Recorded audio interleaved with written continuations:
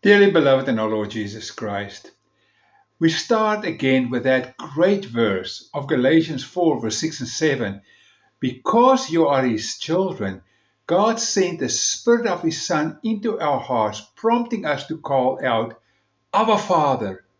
You are no longer slaves. You are God's children. God has made you His heirs.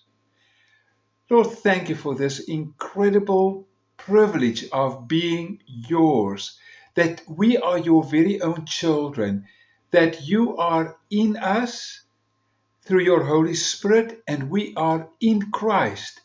There can be never anything closer than that, Lord. You want to be close to your children. And we thank you, Lord. In Jesus' name, amen. In this passage which we read, the Holy Spirit is called the Spirit of His Son. The Spirit proceeds from the Father and the Son, and He glorifies the Father and the Son, causing us to ponder upon the Son's teaching, His love, the love that was so great that went all the way into death, His heavenly intercession, and His constant care for us. Paul interchanges actually the word the Spirit of Christ immediately after the Spirit of God. Listen to what he says in Romans 8, verse 9. The Spirit of God lives in you. Anyone who does not have the Spirit of Christ does not belong to Him. Our kinship implies much more than status. It means a life shared with the Father, in close proximity to the Father caring for us all the more. Remember what we said last week. We are temples of the Holy Spirit. And Paul uses the word naos, which means the Holy of Holies, that inner sanctuary where the high priest could only go once a year. That is whom we become. And then we are also in Christ. Nothing, absolutely nothing, is more intimate than that. It is a joyful day in our lives when we receive the Spirit of the Son and begin the free and glad life sharing intimacy with the Father. Intimacy with the Father because it brings prayer.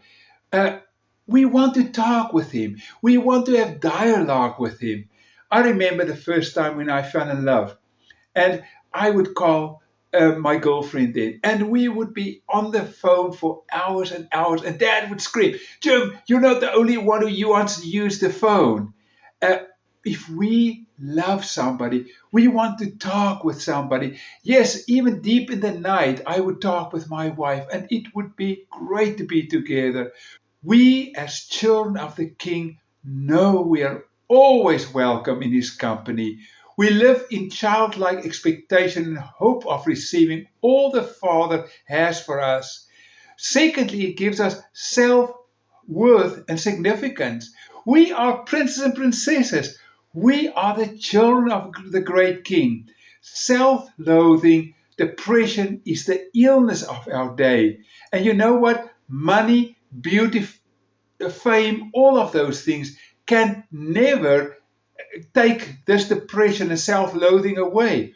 If you really want to make lots of money, go and work as a psychologist in Hollywood because those people have all the fame, all the money in the world. And yes, many of them are very, very attractive.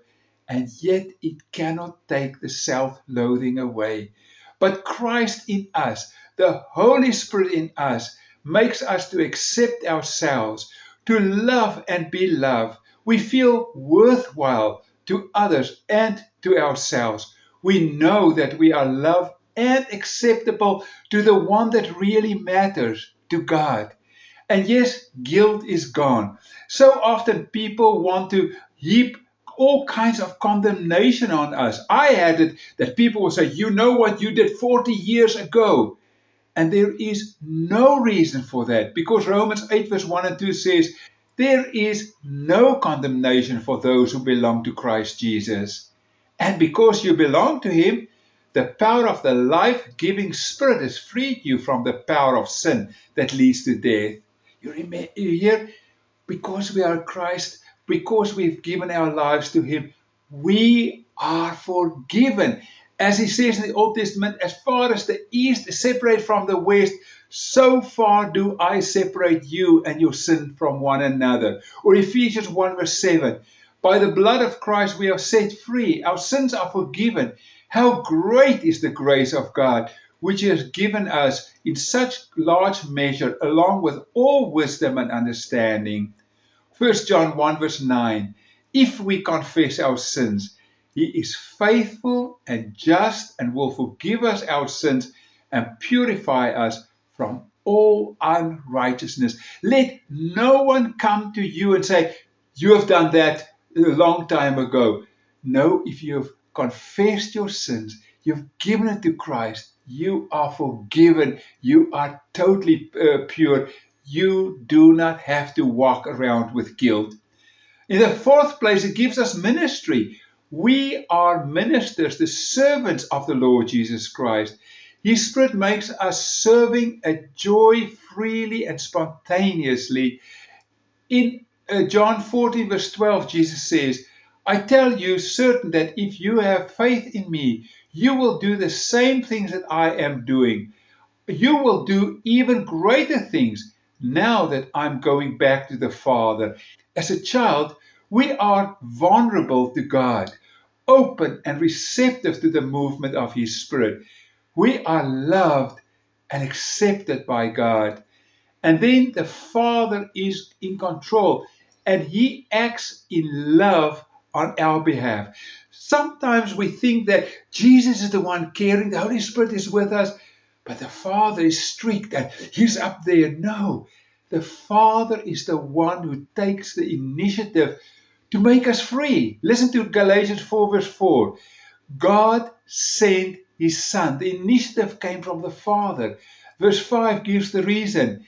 God sent Him to buy freedom from us who were slaves to the law, so that He could adopt us as His very own children.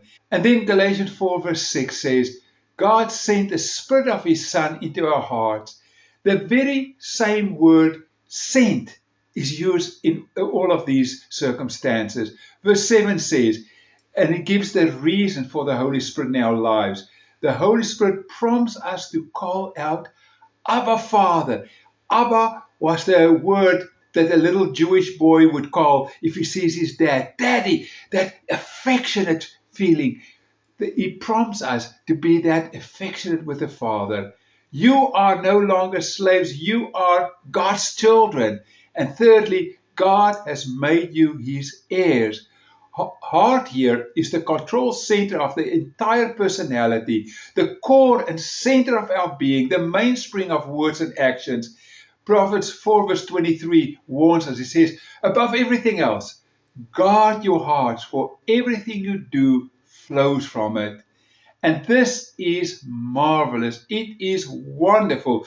Paul is actually lost in wonder and love and praise. Firstly, the Father sent the Son, sent Him from His very own heart. Romans 3:32, He spared not His own Son. And John 3:16, His only Son He gave us. Secondly, for our sake, in our stead, Jesus suffered immeasurably. He did this to save us. When then He came and He worked among us, cared for us, and we nailed Him to the cross. And instead of casting us away forever from His presence, the Father sent the Spirit of His Son into us. We became the Holy of Holies. We are in Christ. In the Holy Spirit, the Father and the Son draw ever closer to us. Romans 8 verse 16. His Spirit joins with our spirit to affirm that we are God's children, dwelling not just with us, but within us, transforming us from being hateful to loving, from being rebellious against Him to being obedient, to love Him as His very own children, from being distrustful to be faithful, from being pessimistic and miserable and doubtful to exuberant with praise and adoration. The Spirit speaks peace and assurance. He bears witness to our spirit that we are God's children, that we are His very own heirs. And then our hearts respond to Him and say, Abba, Father. We yearn for His return because the Spirit and the bride says, come. Yes, come, Lord Jesus. Now, Abba, Father is incredibly profound, so profound that we are going to spend all of next week on that. Lord, thank you for your grace. Thank you, Father, for what you've done for us, that you sent the Spirit of your Son to live inside of us, that you made us in Christ, surrounded by Christ, protected by Christ, loved by Christ, that we can absolutely walk with you and know you care for us. Lord, bless us. We need you. We pray especially for people around us who are going through very, very severe illnesses, Lord. We lift them to you.